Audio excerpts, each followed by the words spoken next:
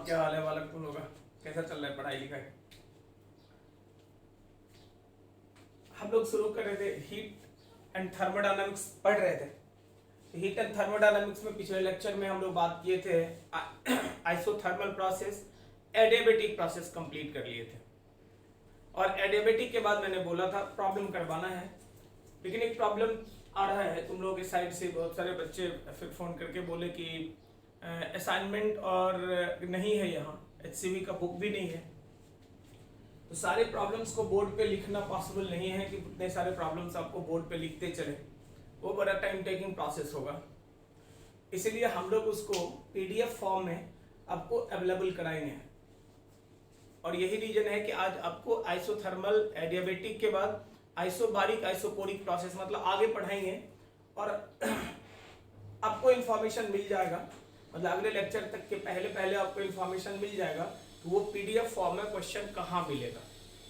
जिनके पास बुक है वो तो ठीक है, लेकिन बहुत सारे लोग हैं जिनके पास बुक्स नहीं है, असाइनमेंट नहीं लेके गए हैं घर, तो इसलिए ये जरूरी है कि पहले क्वेश्चन रहेगा तभी तो, नहीं तो फिर मैं सॉल्व करता चलूंगा, कोई फायदा होना नहीं है तुम्हारा।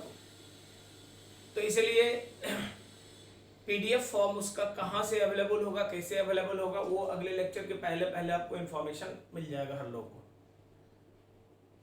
हम लोग उसको ट्राई कर रहे हैं इधर व्हाट्सएप ग्रुप पे या फिर टेलीग्राम में ग्रुप बना के, मतलब जैसे भी होगा वो चीज़ें आपको इन्फॉर्म कर दिया जाएगा कि कहाँ मिलेगा, और फिर वहाँ से आप PDF फॉर्म से आप नोट डाउन करके रखोगे, क्वेश्चन आपका लिखा हुआ रहेगा, देन इजी रहेगा। हम लोग नंबर बोलेंगे, नंबर बोल के करते चले जाएंगे। तो ये काम जरूर करेंगे हम लोग। उसके पहले हम लोग शुरू कर लेते हैं आगे का पढ़ाई। और एक बात बार बार बोलेंगे, बहुत इंपॉर्टेंट चैप्टर है, क्योंकि जब अगले क्लास में सवाल सॉल्व शुरू करेंगे तो दोनों चीज करेंगे, असाइनमेंट, HCV और क्वेश्चन बैंक, JEE और नीट का क्वेश्चन बैंक, जो 2019-2020 के जनवरी का सेशन में वहीं से जो भी इस चैप्टर से सवाल पूछा गया वो सारे करते चलेंगे। और उस समय जैसा मैंने बोला था कि हर एक प्रोसेस में एक एक फॉर्मूला जो आया है, वर्क डन क्या होगा, इंटरनल एनर्जी चेंज क्या होगा, हीट सप्लाइड क्या होगा, प्रोसेस के लिए रिलेशन क्या होगा, ग्राफ कैसा होता है, ये सारा कुछ अगर याद रहेगा बहुत इजी होगा। अगर वो याद नहीं रहेगा, कॉपी पलट के पुराना स्टाइल तुम लोग का कि फॉर्मूला को तभी देख लेंगे जब आएगा प्रॉब्लम सामने, तो फिर पढ़ाई भी वैसा ही होगा। इसलिए एक काम जरूर करना, बार बार बोलेंगे कि ये क्वेश्चन आज नहीं होंगे, तुम्हें और एक्स्ट्रा मौका मिल रहा है कि जो प्रोसेस आपने पढ़ा, मतलब थर्मोडायनामिक्स के लेक्चर नंबर 1 से वर्क डन कैलकुलेशन बहुत इंपॉर्टेंट है। लेक्चर नंबर 1 में मैंने सारे तरह के वर्क डन कैलकुलेट करने के लिए आपको बता दिए। किसी भी तरह का ग्राफ रहेगा आप वर्क डन निकाल दोगे। और थर्मोडायनामिक्स का सबसे अहम पार्ट अगर कुछ है तो वो है वर्क डन कैलकुलेशन। जो चल रहा था आपको लगेगा कि वो थ्योरी है, लेकिन जब न्यूमेरिकल आएगा तो आपको लगेगा कि हम लोग थ्योरी नहीं, वो तो पूरा न्यूमेरिकल पढ़ रहे थे। इसीलिए तो अलग अलग नहीं पढ़ते हैं। वर्क डन तो सारे प्रोसेस का नहीं, मैंने डे 1 में बोला था कि मैं थर्मोडायनामिक्स पढ़ाता हूं प्रोसेस के हिसाब से, कि एक प्रोसेस एडियाबेटिक उठाए तो एडियाबेटिक से जो जो चीजें हो सकता है सब मैंने पढ़ा दिया। सवाल आएगा तो एडियाबेटिक से उसी प्रॉपर्टी में से कोई रिलेशन रहेगा, और हर रिलेशन को हाईलाइट किया हुआ है। हर रिलेशन को मैंने मेंशन कर दिया कि pressure volume relation, volume temperature relation, pressure temperature relation, slope कैसा होगा, वर्क डन क्या होगा, इंटरनल एनर्जी क्या होगा, ईच एंड एवरीथिंग। तो उस सब कुछ को अगर अच्छे से पढ़े रहोगे, प्रॉब्लम फटाफट लगाते चले जाओगे।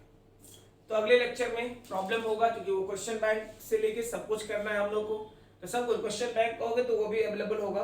हालांकि क्वेश्चन बैंक आप लोग को मिला हुआ है वहीं से होगा, अगर वो भी नहीं ले गए हो तो वो भी PDF फॉर्म में क्वेश्चन बैंक आपको मिल जाएगा। तो वो सब चीजें रहेगा, उसी से हम लोग करते चलेंगे। फिलहाल आज शुरू कर लेते हैं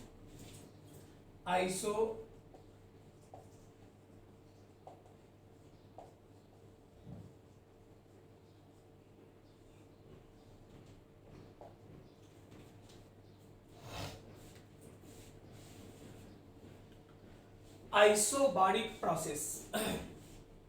आइसोबारिक प्रोसेस कौन सा प्रोसेस है?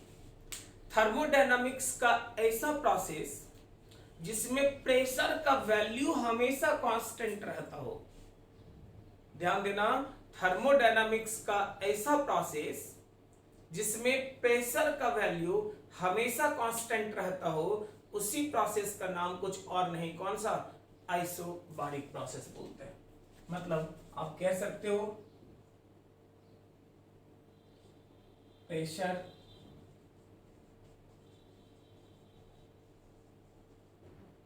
रिमेन्स कांस्टेंट,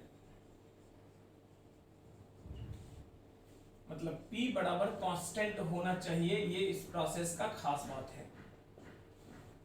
हर प्रोसेस में अपना अलग अलग है। जैसे एक बार याद दिला दूं, आइसोथर्मल प्रोसेस जिसमें टेम्परेचर कांस्टेंट रहेगा, एडियाबेटिक प्रोसेस जिसमें हम हीट नहीं देंगे, आइसोबारिक प्रोसेस जिसमें प्रेशर कांस्टेंट है। तो हम लोग कहेंगे कि दो ही तीन चीज में तो रिलेशन था, प्रेशर, टेम्परेचर, वॉल्यूम और हीट, इसी का खेल थर्मोडायनामिक्स है। तो दो इंफॉर्मेशन पढ़ लिए थे कि एक में टेम्परेचर नहीं बदले, एक में हीट नहीं देंगे। आज वो पढ़ रहे हैं जिसमें प्रेशर नहीं बदलेगा। कहोगे तो फिर ये पढ़ेंगे कि वॉल्यूम नहीं बदलेगा, बिल्कुल वो भी पढ़ेंगे जिसमें वॉल्यूम नहीं बदलेगा। तो मैं बता दूं कि प्रेशर रिमेन्स कांस्टेंट मतलब P बराबर कांस्टेंट है। देन देख लो, फ्रॉम PV इक्वल्स nRT से आप कहोगे कि वॉल्यूम का वैल्यू जो होगा nR/P into T, volume directly proportional to temperature. सही बात है, वॉल्यूम अगर डायरेक्टली प्रोपोर्शनल टू टेम्परेचर तो इसका मतलब क्या हुआ, ग्राफ देख लो थोड़ा।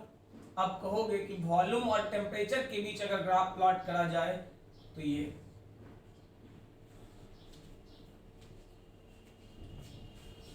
डायरेक्टली प्रोपोर्शनल का मतलब होता है कि स्ट्रेट लाइन होगा, क्योंकि कोई कांस्टेंट आगे नहीं जुड़ा हुआ है। इसका मतलब इंटरसेप्ट का वैल्यू कितना आता है, 0। अगर आप लिखना चाहो इसे तो लिख सकते हो इधर ना कि V equals nR/P into T plus 0। तो यही हमारा क्या हो गया, यही हमारा स्लोप हो गया। y बराबर mx प्लस c वाला फॉर्म लिख रहे हैं, और यही हमारा क्या है, तो इंटरसेप्ट है। इंटरसेप्ट अगर 0 है मतलब ग्राफ कहीं और से नहीं, ओरिजिन से पास करेगा। स्लोप कितना होगा, तो nR/P के बराबर होगा। अब आप ध्यान देकर देख लो, यहां पे स्लोप आप कह रहे हो nR/P, इसका मतलब हो गया कि जिसका प्रेशर ज्यादा होगा उसका स्लोप क्या होगा, तो छोटा होगा। जिसका प्रेशर कम होगा उसका स्लोप क्या होगा, बड़ा होगा। मैंने नहीं बोला, एक कंटेनर में अगर आपने 5 मोल ऑक्सीजन भरा है तो 5 मोल भैया फिक्स हो गया। अब तुम आइसोबारिक प्रोसेस से उसके वॉल्यूम को बढ़ाते हो, टेम्परेचर को बढ़ाते हो, जो भी करते हो, लेकिन आइसोबारिक प्रोसेस में पॉसिबिलिटीज बहुत है। जैसे 1 atm का प्रेशर रख के करते हैं, दूसरा कहेगा नहीं हम तो 2 atm का रख के करेंगे। तो आप कुछ भी करेंगे तो volume temperature variation straight line को मानेगा, यही फॉर्मूला, यही ग्राफ होगा। लेकिन अगर आप 1 atm पे करेंगे तो इस ग्राफ का स्लोप कम होगा, अगर आप 2 atm पे करेंगे तो इस ग्राफ का स्लोप ज्यादा होगा।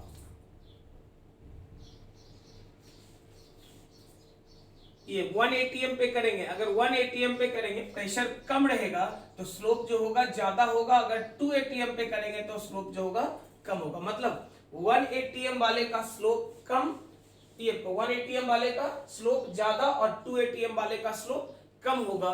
यही कॉन्सेप्ट बस याद रखना है, प्रेशर ज्यादा स्लोप कम, प्रेशर कम स्लोप ज्यादा। मतलब स्लोप और प्रेशर का रिलेशन जो होगा इनवर्सली प्रोपोर्शनल का होगा। अब दूसरी बात, यहां क्योंकि आप केल्विन स्केल में देखते हो और 0 केल्विन प्रैक्टिकली लैब में आप नहीं ला सकते, 0 केल्विन टेम्परेचर को अचीव नहीं करते हैं, इसीलिए ये लाइन जो होगा यहां तक डॉटेड दिखाया जाता है। मतलब 0 डिग्री C ये बताता है कि यहाँ 273 केल्विन से। अक्सर देखोगे बुक में डॉटेड रहता है, ऐसा नहीं कि प्रिंटिंग मिस्टेक है, ये बताता है कि 273 केल्विन मतलब 0 डिग्री C ऑनवर्ड्स में हम लोग ये एक्सपेरिमेंट करते हैं। क्लियर है जी? अब देख लो, आपको मैं बता दूं इस पे एग्जांपल देख लो।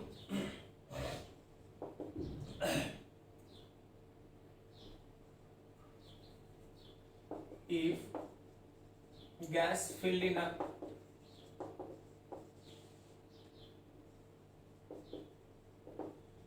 container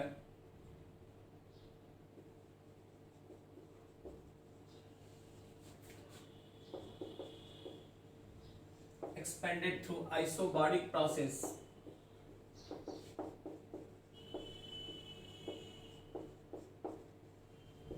shown in figure,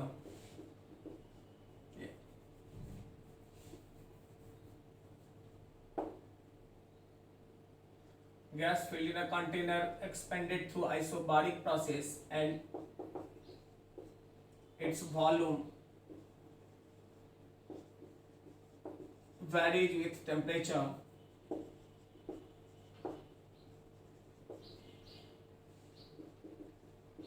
is as shown in figure,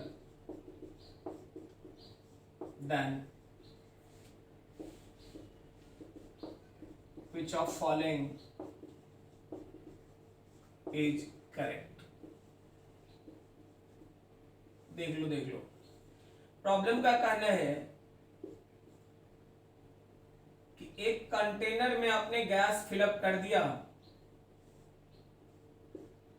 और उसका वॉल्यूम और टेम्परेचर का वेरिएशन इस तरह का है, तो कह रहा है कि कौन सही और कौन गलत है ये आप प्रेडिक्ट करो। तीनों केस में वेरिएशन तो स्ट्रेट लाइन है, लेकिन तीनों केस में आपको कह रहा है कि एक टाइम में प्रेशर P1 था, एक टाइम में P2 था, एक टाइम पे P3 था। ऑप्शन दे रखा प्रॉब्लम ने P1 greater than P2 greater than P3, दूसरे में बोल रहा है P2 greater than P1 greater than P3, तीसरे नंबर पे P3 greater than P2 greater than P1 और चौथे नंबर पे P3 greater than P1 greater than P2। आपको देखना है कि वेरिएशन, ये पूछा हुआ एग्जांपल है, यही का पूछा हुआ है। तो प्रॉब्लम कह रहा है कि अगर ये रिलेशन है वॉल्यूम और टेम्परेचर के वेरिएशन का, तो प्रॉब्लम आपसे कहता है कि प्रेशर के बारे में बताइए कि कौन सा प्रेशर ज्यादा और कौन सा कम होगा। बड़ा सिंपल सा बात है, कौन सा प्रेशर ज्यादा कौन सा कम सोचने का बात ही नहीं। अभी अभी पढ़े हो कि जिसका प्रेशर ज्यादा होगा उसका स्लोप कम होगा, जिसका प्रेशर ज्यादा होगा उसका स्लोप कम होगा। यहां देख लो किसका क्या स्लोप है। स्लोप मतलब ये कि टेम्परेचर वाले लाइन के साथ एंगल बना लो, देख लो। अगर आप कहते हो तो कह सकते हो कि एंगल 1 का जो होगा ज्यादा होगा 2 से, 1 का जो होगा कम होगा 2 से और कम होगा, देखने से ही क्लियर है। ये θ1 बोलते हैं, θ2 बोलते हैं, θ3 बोलते हैं। तो 1 का जो एंगल है वो छोटा है 2 से, छोटा है 3 से, और अगर ये छोटा है तो आप यही बोलोगे tan θ1 छोटा होगा tan θ2 tan θ3 से। इसका मतलब ये हुआ कि स्लोप ऑफ 1 छोटा होगा 2 से, 1 का स्लोप कम, 2 का ज्यादा और 3 का और ज्यादा। 1 का कम, 2 का उससे ज्यादा, 3 का सबसे ज्यादा। अभी अभी क्या रिलेशन पढ़े, जिसका स्लोप कम है उसका प्रेशर ज्यादा, जिसका स्लोप कम है उसका प्रेशर क्या है, ज्यादा। इसका मतलब कह सकते हो कि प्रेशर ऑफ 1 बड़ा है 2 से, बड़ा है 3 से। तो आपको कहेगा, प्रॉब्लम ने बोला कि वॉल्यूम टेम्परेचर वेरिएशन इस तरह का है, आप बताइए कि प्रेशर का क्या रिलेशन होगा। तो आपने क्लियर कर दिया P1 बड़ा है P2 से, बड़ा है P3 से। क्लियर है, कोई दिक्कत तो बोल। बड़ा ही आसान सा सवाल होता है, लेकिन बड़ा ही टेक्निकली ढंग का सवाल है ये। आगे चलो, आगे हम लोग लिखते हैं।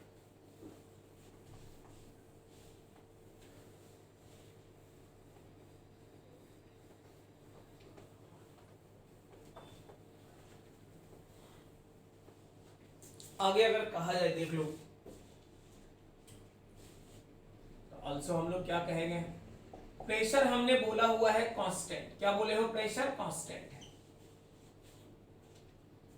प्रेशर कांस्टेंट का मतलब हुआ कि अगर प्रेशर और टेम्परेचर वेरिएशन का बात आए तो चाहे टेम्परेचर को बढ़ाओ टेम्परेचर को घटाओ या आपकी मर्जी, लेकिन इस पूरे प्रोसेस में प्रेशर कभी भी चेंज नहीं करेगा।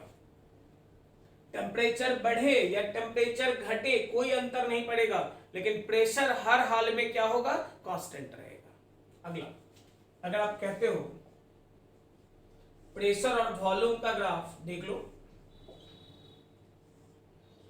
वॉल्यूम बढ़े या वॉल्यूम घटे ये वॉल्यूम की मर्जी, लेकिन प्रेशर को इस बात से कोई लेना देना नहीं होगा, प्रेशर हर हाल में क्या होगा, कांस्टेंट रहेगा। वॉल्यूम बढ़ सकता है वॉल्यूम घट सकता है, लेकिन प्रोसेस है आइसोबारिक। आइसोबारिक मतलब ऐसा प्रोसेस जिसमें प्रेशर बदल ही नहीं रहा है। जब बदल ही नहीं रहा है तो वॉल्यूम यार कुछ भी हो जाए क्या फर्क पड़ना, वॉल्यूम की मर्जी, बढ़े वॉल्यूम घटे, कंप्रेशन हो एक्सपेंशन हो, वॉल्यूम का प्रॉब्लम है, प्रेशर नहीं बदलेगा कभी। क्लियर है? आप कहोगे कि calculation of work done,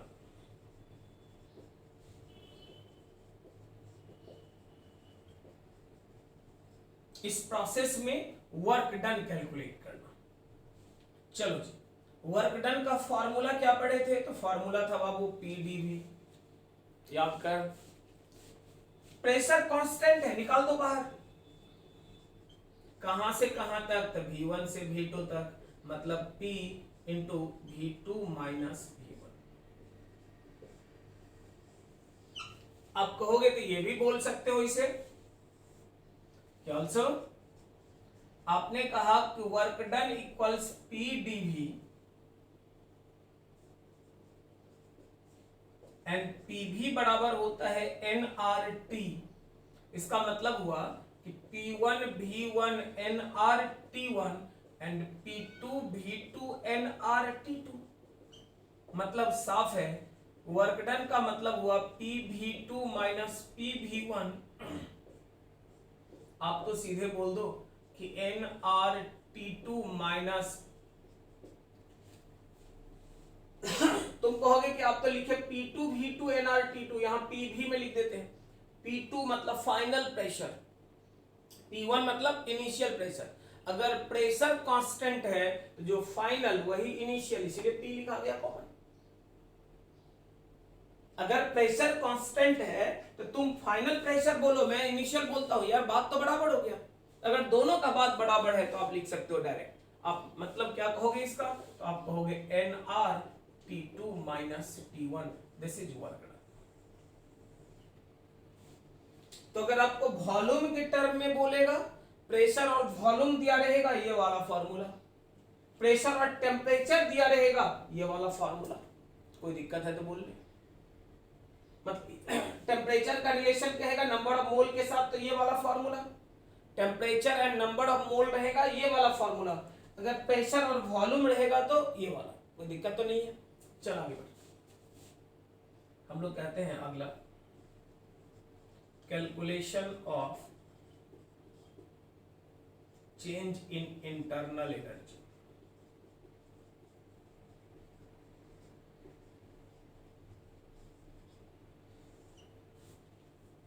internal energy याद होगा, du हम लोग बात करे थे NCV dt, change in internal energy. आप कह तो सकते हो कि nR dt by gamma minus 1। आप ये भी कह सकते हो आगे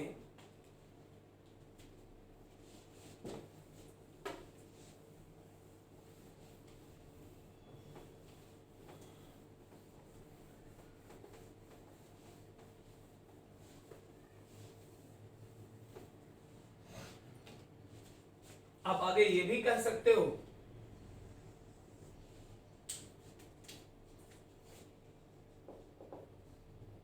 nR dt by gamma minus 1 है, nR by gamma minus 1, dt को इंटीग्रेट कर लो T1 से कहां तक, तो भाई T2 तक। इसका मतलब du जो तुम्हारा निकल रहा है nR बाई गामा माइनस 1 और ये हो रहा है कितना तक, T2 माइनस लिख दो, लगेगा कहां से लाए, T1 से T2 तक आप कहोगे NR T2 minus T1 by gamma minus 1, यही तो चेंज इन इंटरनल एनर्जी है। डायरेक्ट फॉर्मूला भी यूज कर सकते थे, कोई डिराइव करने का जरूरत नहीं, क्योंकि NCV/dt यही तो आंसर होता है। आप अगर कहना चाहते हैं तो आप बिल्कुल बोल सकते हैं कि NRT2 NRT1 by gamma minus 1। देखो NRT2 इसी को तो लिखते हैं PV2, NRT2 PV2, NRT1 PV1, मतलब आप कह सकते हो PV2 PV1 by gamma minus 1, P into V2 minus V1 divided by gamma minus 1, यही है चेंज इन इंटरनल एनर्जी। तो इस प्रोसेस के लिए इंटरनल एनर्जी चेंज क्या हुआ, तो ये हो गया P into V2 minus V1 by gamma minus 1। Work done क्या हो गया, तो NRT2 माइनस T1 के बराबर, P V2 माइनस V1 के बराबर, बात वही है। अगर आप कहते हो कि इस प्रोसेस में अगला देख लो, calculation of total heat, total heat calculate करना इस प्रोसेस के लिए। देखिए dq फ्रॉम फ्लॉट से फर्स्ट लॉ ऑफ थर्मोडायनामिक्स, आपको पता है कि dq का वैल्यू जो होगा du प्लस dw के बराबर होगा। du change in internal energy, अभी अभी बात कर रहे हैं हम लोग, P V2 minus V1 divided by gamma minus 1। और वर्क डन के लिए हम लोग बात कर चुके हैं P V2 माइनस V1। ध्यान देकर देखो, दोनों में जो कॉमन आना है आ जाने दो, 1 बाई गामा माइनस 1 प्लस 1, आप कहोगे P V2 minus V1 1 plus gamma minus 1 by gamma minus 1, gamma minus 1 LCM. आप देख लो ये तो कैंसिल हो गया, आप सीधे सीधे बोलोगे gamma by gamma minus 1 into P V2 minus V1, यही। आप ये भी कह सकते हो कि also gamma by gamma minus 1, ये तो सही है, इसी का नाम तो लिख रहे हैं NRT2 माइनस T1। देख लो P V2 minus V1, P V2 minus V1, इसी को तो लिखे हैं NRT2 माइनस T1। अगर यही है तो आप ये भी आगे लिख सकते हैं कि dq का वैल्यू जो होगा n into gamma r by gamma minus 1 into T2 minus T1, या आप लिख सकते हैं, याद कीजिए पीछे का पढ़ा हुआ, इसी का नाम था फॉर्मूला में Cp। Cv का फॉर्मूला था r by gamma minus 1, Cp का था gamma r by gamma minus 1। मतलब क्लियर है, यहां से dq जो हो गया, याद रखना यार, इसके बाद ये लिखा है dq का वैल्यू जो होगा NCp dt के बराबर। dq का फॉर्मूला क्या निकल गया, तो n into Cp into dt के बराबर। तो देखो इंटरनल एनर्जी चेंज क्या निकला, NCV dt, NCV dt, result NRdt by gamma minus 1, या कह लो NRT2 minus T1 by gamma minus 1। Work done कितना निकला, तो NRT2 माइनस T1 या PV2 minus V1। Total heat supplied कितना, तो NCP dt के बराबर। क्लियर है, चलिए यहां तक लिख फटाफट।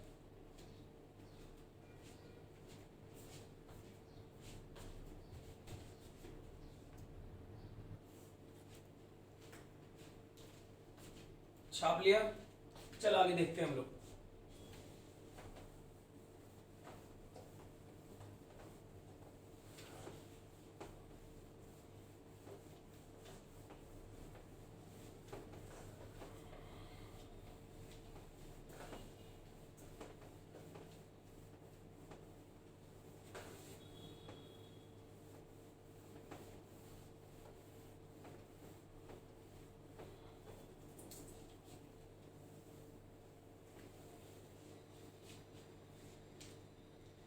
आगे देख लो,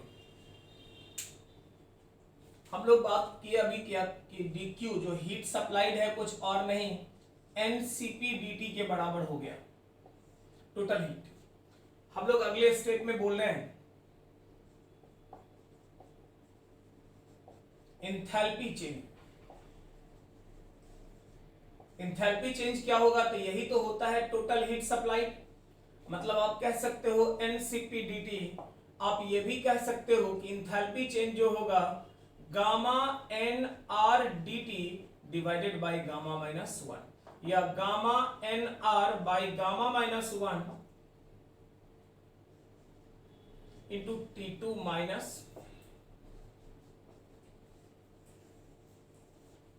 देखो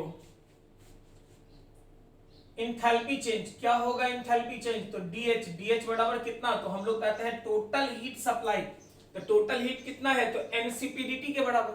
अगर एनसीपीडीटी तो आप कह सकते हो गामा सीपी की जगह कितना, तो gamma R by gamma minus one, N तो है ही dt तो है ही। क्लियर है यहां तक। अगले स्टेप में देख लो इंट्रोपी चेंज। इंट्रोपी चेंज हम लोग पढ़े थे, याद करो क्या कहेंगे, तो ds बराबर कितना, ratio of total heat supplied to temperature. Total heat और टेम्परेचर का जो रेशियो है उसी का नाम कुछ और नहीं, क्या बोलते हैं, इंट्रोपी चेंज। चलाते देखते हैं टोटल हीट सप्लाइड क्या है भाई, तो हीट सप्लाइड है हमारा NCP dt divided by.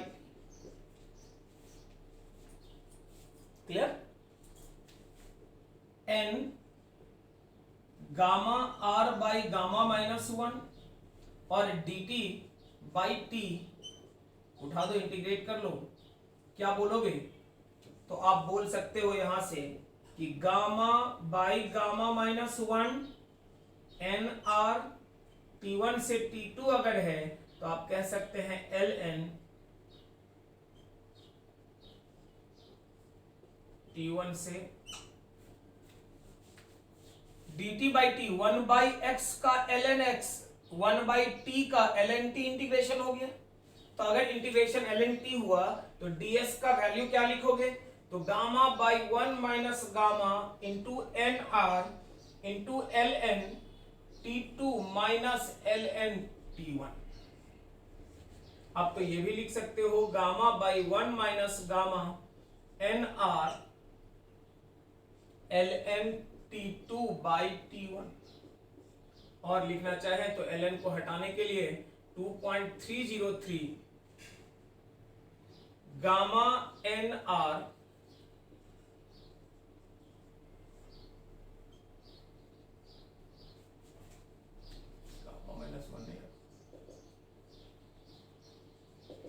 By gamma minus one into log T2 by T1।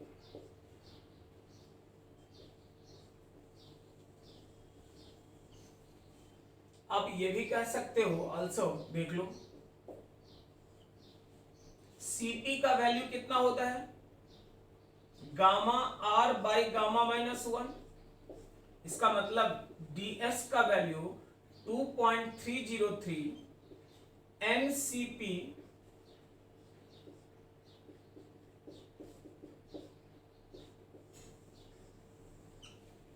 अगर टेम्परेचर इस प्रोसेस में कहेगा कि चेंज कर गया 27 डिग्री से 67 डिग्री से, तो आप दोनों को केल्विन में चेंज कर लोगे, वैल्यू पुट करोगे, फटाफट निकल जाएगा एंट्रोपी चेंज कितना होगा, एंथैल्पी चेंज कितना होगा, निकल जाएगा। क्लियर, एक बार पूरा समरी बना लो, कौन कौन सा फॉर्मूला इसका याद रखना है।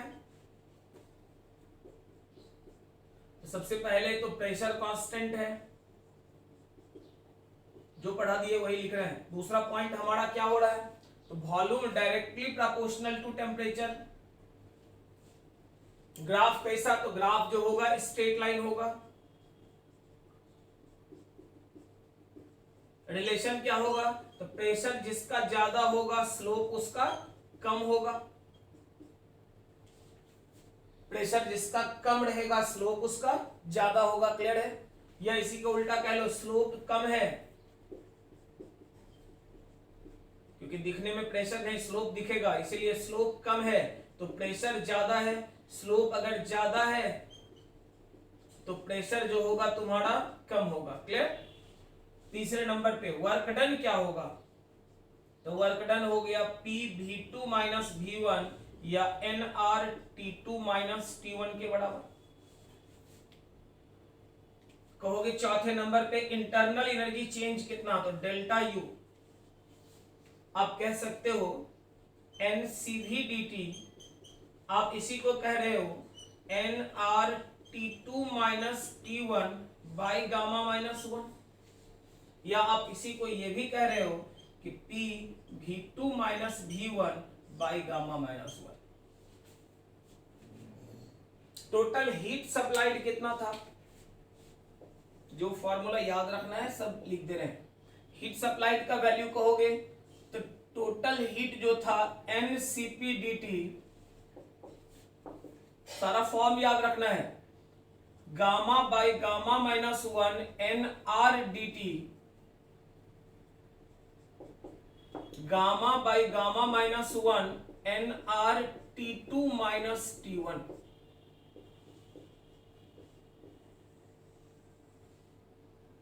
इसी को आप ये भी कह सकते हो कि gamma by gamma minus 1 P V2 minus V1।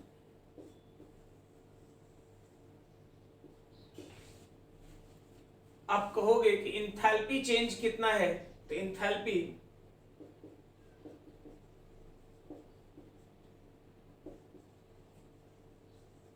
ये भी यही है, टोटल हीट बोल दो, टोटल हीट सप्लाइड कितना है यही, इंथैल्पी चेंज कितना, तो इतना ही। अब सप्लाइड या एक्सट्रैक्टेड ये फैसला कैसे होगा, अगर V2 बड़ा है V1 से, V2 बड़ा है V1 से तो dq पॉजिटिव होगा, मतलब हीट सप्लाइड है। अगर V2 छोटा है V1 से तो dq नेगेटिव होगा, हीट एक्सट्रैक्टेड है। क्लियर है? आप कहोगे इंट्रोपी, इंट्रोपी चेंज अगर बोले तो इंट्रोपी चेंज आपने लिख रखा है कि ds इक्वल्स कितना 2.303 NCP into log V2 by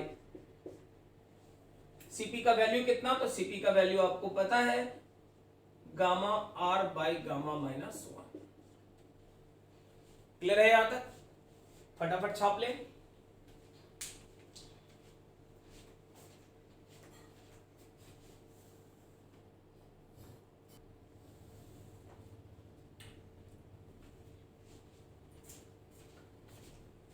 चल आगे लिख लो अब।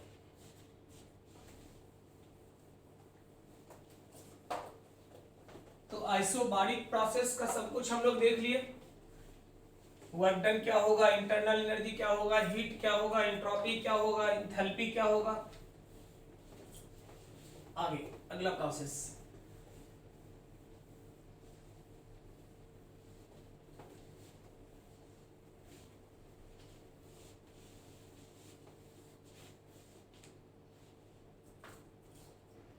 अगला प्रोसेस है हम लोग का आइसोकोरिक प्रोसेस।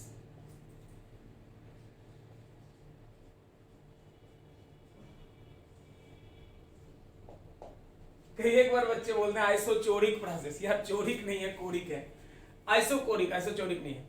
या आइसोकोरिक प्रोसेस किसको बोलते हैं, तो एक ऐसा थर्मोडायनामिक का प्रोसेस जिसमें वॉल्यूम का वैल्यू जो होगा कांस्टेंट होना चाहिए।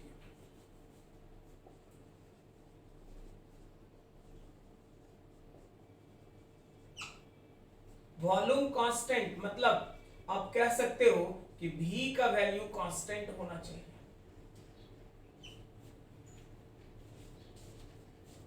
V का वैल्यू कांस्टेंट होना मतलब एक बात तो क्लियर है कि PV इक्वल्स nRT सबके लिए है और V तुम्हारा कांस्टेंट है, मतलब nRT ये रिलेशन होगा। यहां से एक बात मैं बोलूं तो मैं तो बोलूंगा एक बात भाई सीधा सीधा है फंडा कि प्रेशर जो होगा डायरेक्टली प्रोपोर्शनल होगा टेम्परेचर का। आप कहना चाहो इक्वेशन को अच्छे तरीके से लिखने का मन हो तो कोई बात नहीं, लिख ले। जीरो अपने घर से जोड़ दिए। अब देखो, अगर प्रेशर और टेम्परेचर के लिए बात करोगे, y बराबर mx प्लस सी वाले हिसाब से सीधा सीधा लीनियर, मतलब ये कुछ और नहीं, यही हमारा स्लोप है और यही हमारे लिए c मतलब इंटरसेप्ट है। इंटरसेप्ट जीरो होना ये बताता है कि ग्राफ हर हाल में ओरिजिन से शुरू करेगा। इंटरसेप्ट जीरो मतलब ग्राफ पास कहां से करेगा? ओरिजिन से। किसका ग्राफ? तो अगर प्रेशर और टेम्परेचर का ग्राफ प्लॉट करोगे तो वो हर हाल में पास करेगा कहां से? तो ओरिजिन से। ठीक बात है। चलो यहां स्लोप के लिए थोड़ा सा ध्यान देकर देख लेते हैं। m का वैल्यू हमारा है nr/v, जो बताता है कि जिसका वॉल्यूम ज्यादा होगा उसका स्लोप कम होगा और जिसका वॉल्यूम कम होगा उसका स्लोप क्या होगा? ज्यादा। याद रखना आसान, क्योंकि वहां पर वॉल्यूम नहीं स्लोप दिखाई देगा आपको ग्राफ में, इसलिए ठीक उल्टा में याद रखना कि अगर स्लोप कम है तो वॉल्यूम ज्यादा होगा, स्लोप अगर ज्यादा है तो वॉल्यूम जो होगा कम होगा। स्लोप अगर कम है तो वॉल्यूम क्या? ज्यादा होगा। स्लोप अगर ज्यादा है तो वॉल्यूम क्या होगा? कम होगा। आप देख लो आगे, अगर आप प्लॉट करने चलो तो बिल्कुल कर सकते हो भाई। प्रेशर और टेम्परेचर के बीच का ग्राफ,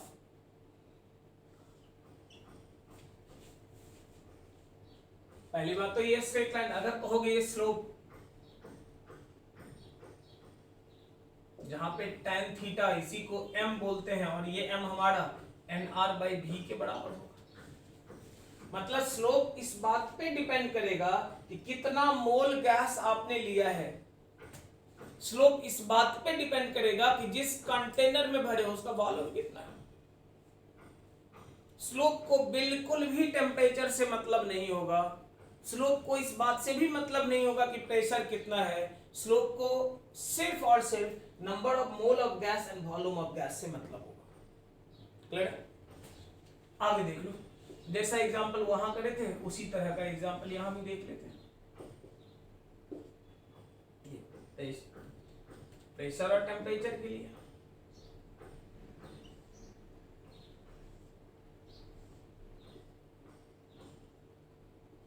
ये कह रहा है V1, ये कह रहा है V2। In above case for isocoric process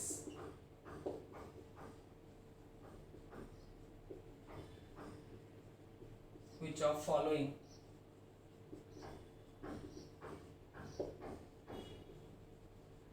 कहोगे आइसोकोरिक प्रोसेस लिखना जरूरी है, तुम लोगों को समझाने के लिए लिख दे रहा हूं। लिखना बिल्कुल जरूरी नहीं है, क्योंकि pressure directly proportional to temperature का ग्राफ दे दिया तो डायरेक्टली प्रोपोर्शनल टू टेम्परेचर एक ही जगह होता है और वो जगह है आइसोकोरिक प्रोसेस।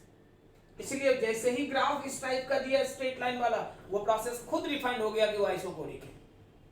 लेकिन समझने में कोई दिक्कत नहीं हो इसलिए मैंने लिख दिया है। देखिए, in above case of isochoric process which of following is correct. Option A दिया हुआ है V1 less than V2 less than V3, V2 less than V1 less than V3, V3 less than V2 less than V1 और D में दिया हुआ है V3 less than V1 less than V2।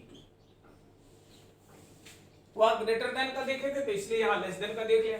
दोनों में से कुछ भी इंफॉर्मेशन दे, फंडा तो एक ही होगा। ध्यान देकर देख लीजिए। आप यहीं पे प्लॉट कर लो, यहां मैं दिखा देता हूं एक बार प्रेशर और वॉल्यूम का, प्रेशर और टेम्परेचर का।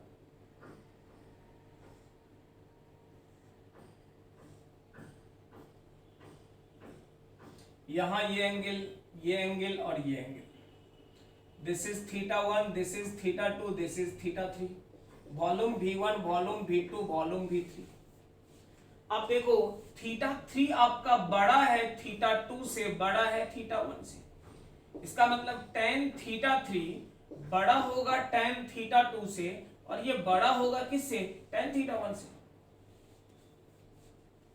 मतलब थर्ड का स्लोप जो होगा बड़ा होगा स्लोप ऑफ 2 से, और ये बड़ा होगा स्लोप ऑफ 1 से। थर्ड वाले का स्लोप ज्यादा, सेकंड वाले का उससे कम, फर्स्ट वाले का सबसे कम। स्लोप जिसका ज्यादा होगा वॉल्यूम उसका कम होगा, V3 less than V2 less than V3 छोटा होगा V2 से और V2 छोटा होगा V1 से, मतलब क्लियर है। तो आपको अगर कहा जाएगा कि प्रेशर टेम्परेचर का ग्राफ इस तरह का है, वॉल्यूम का रिलेशन प्रॉपर कौन सा है, निकल जाएगा जी। अगला देखिए, अगला ग्राफ आपको कहेगा कि VT ग्राफ, ये तो P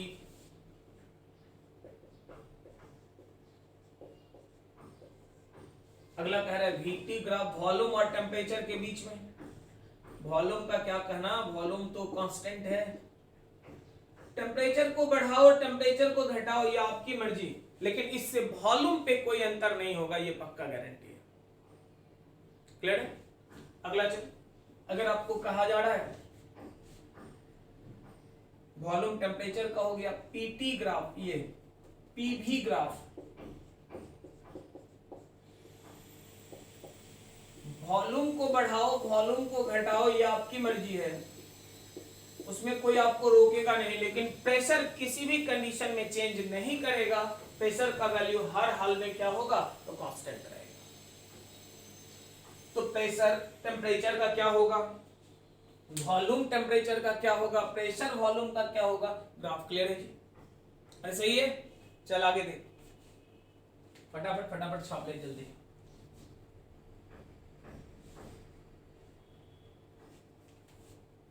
हो गया ना।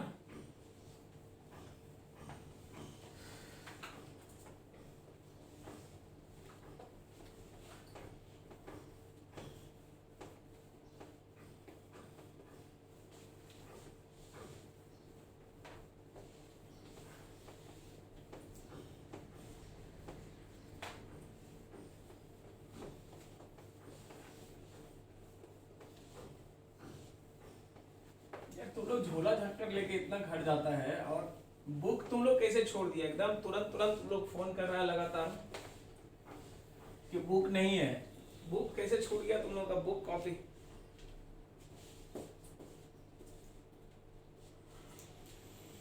चलो जी चलो, कोई बात नहीं, बुक कॉपी छूटा है तो यहाँ हम लोग हैं अवेलेबल कराने के लिए। अब वही हार्ड कॉपी की जगह सॉफ्ट कॉपी अवेलेबल होगा।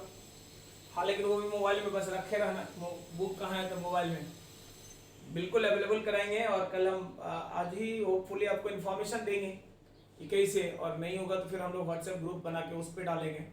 तो जैसा होगा इन्फॉर्मेशन आपको मिलेगा और आप कॉल करोगे, नंबर देंगे, फिर उस हिसाब से अरेंज कर लिया जाएगा। आगे देख लो, आगे कैलकुलेशन ऑफ वर्क डन।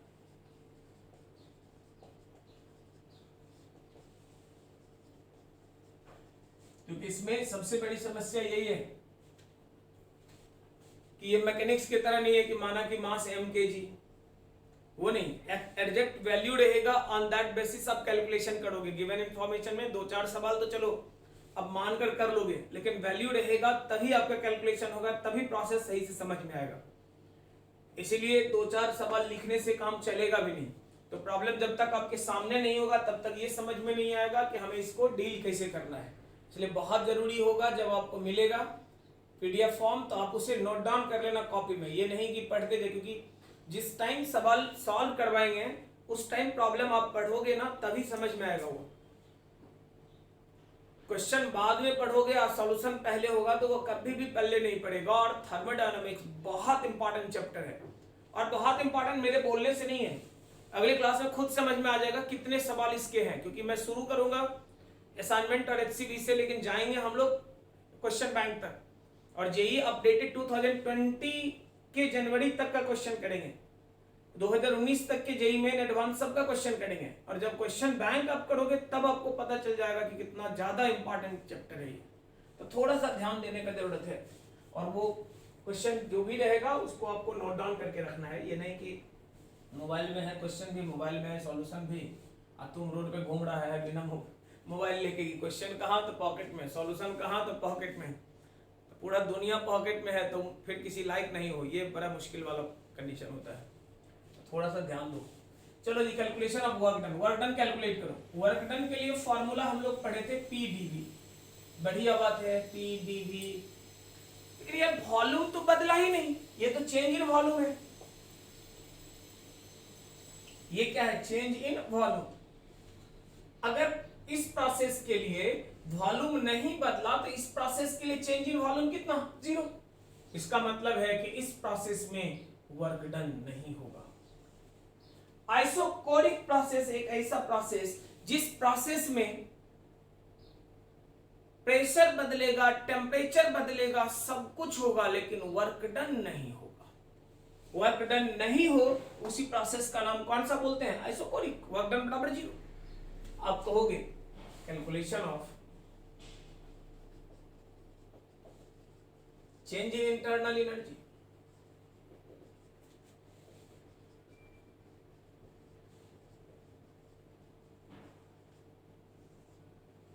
अब देखो du, du मतलब कितना, एनसीबीडीटी, एनसीबीडीटी मतलब N R by gamma minus 1 into D T, N R by gamma minus 1 D T, D T का मतलब कहां से, T1 से T2 तक, आप लिख दो एन आर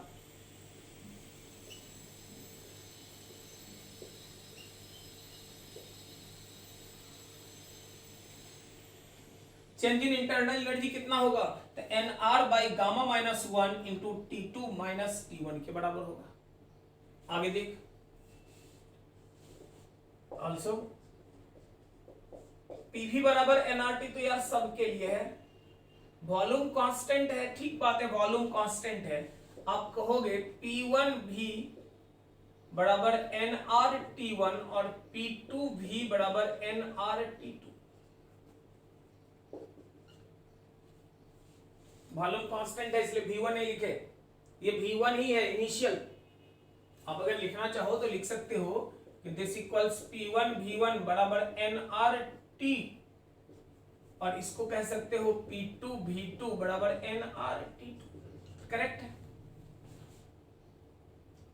अगर ये निकल गया तो हो तो गया अपना सवाल सॉल्व। du बराबर कितना, nRT2 nRT1 divided by gamma minus 1, मतलब P1 minus P2 into V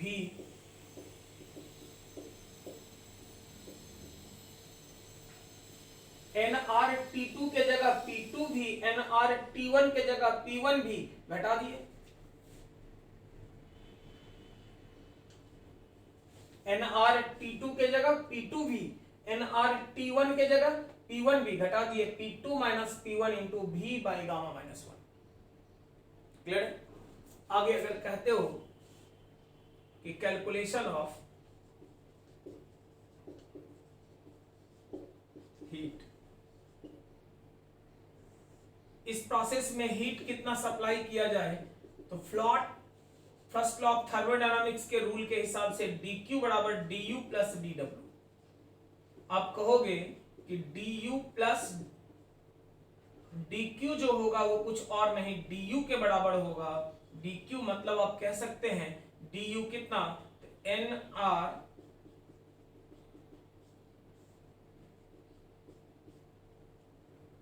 या आप इसी को कह सकते हैं P2 minus P1 into V by gamma minus 1। कहोगे दोनों फॉर्मूला लिख रहे हैं, पता नहीं है ना क्या देगा, इसीलिए तो मैंने बोला प्रोसेस में ही सारा कुछ पढ़ाऊंगा, क्योंकि अगर प्रेशर वॉल्यूम दिया तो ये वाला लगेगा, अगर नंबर ऑफ मोल टेम्परेचर दिया तो ये वाला, तो अलग अलग नहीं करेंगे, एक साथ इकट्ठे याद रखेंगे, गिवन इंफॉर्मेशन के बेसिस पे डिसाइड करेंगे कौन सा फॉर्मूला हमारा लगना है, करेक्ट है ना।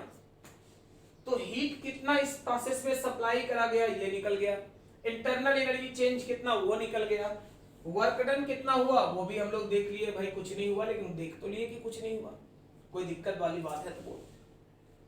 अगर कहोगे कि इस प्रोसेस के लिए आगे, तो रट्टा मारने का सबसे बढ़िया तरीका कि ऐसा प्रोसेस जिसमें वॉल्यूम क्या हो, कांस्टेंट हो। दूसरा, प्रेशर क्या हो तो डायरेक्टली प्रोपोर्शनल टू टेम्परेचर हो। रिलेशन किस तरह का, तो स्लोप जिसका ज्यादा होगा, प्रेशर ये वॉल्यूम उसका कम होगा, स्लोप जिसका कम रहेगा, वॉल्यूम उसका ज्यादा होगा। वर्क डन क्या होना चाहिए, तो 0 होना चाहिए। इंटरनल एनर्जी चेंज कितना होना चाहिए, तो आप कह सकते हो nRT2 minus T1 by gamma minus 1, या आप कह सकते हो P2 minus P1 into V by gamma minus 1। Heat कितना होना चाहिए, तो Q का वैल्यू जो कहोगे ये भी वही होगा, nR इसी में लिख दे रहे हैं। तो हीट पूछे, इंटरनल एनर्जी पूछे, वर्क डन पूछे, प्रेशर रिलेशन पूछे, कुछ भी कहे कैलकुलेट कर लोगे। अरे यहां तक तो सही है। यहां तक का इंफॉर्मेशन हुआ, जितने चीजों को आपको याद रखना है, कौन से प्रोसेस में क्या हीट होगा, क्या इंटरनल एनर्जी होगा, क्या वर्क डन होगा, ये सारा relation, pressure volume, pressure temperature, volume temperature, ये सब रिलेशन याद रखना है। क्लियर है? तो इसके आगे अगले लेक्चर में हम लोग पढ़ेंगे, अगले लेक्चर में प्रॉब्लम करेंगे। बढ़िया ही हुआ ये भी निकल गया, क्योंकि बीच बीच में आता है आइसोबारिक आइसोकोरिक का सवाल, तो गड़बड़ लगने लगता। हालांकि अभी भी 2 प्रोसेस है, लेकिन दोनों बेजान जैसा प्रोसेस है, बहुत दम नहीं है। जेई एडवांस में पॉलीट्रॉपिक प्रोसेस से जेई एडवांस वाले सवाल डालते हैं, तो हम उसके कॉन्सेप्ट को भी देखेंगे। साइक्लिक में तो कुछ खास है नहीं, क्योंकि नेट वर्क डन जो होगा, ये net change in internal energy 0 हो जाएगा। तुम कहोगे तो ये तो आइसोथर्मल के जैसा है, तो आइसोथर्मल में और साइक्लिक में एक बहुत बड़ा डिफरेंस यही है कि आइसोथर्मल प्रोसेस में वॉल्यूम बदलता है। मैंने बोला था, एक बच्चा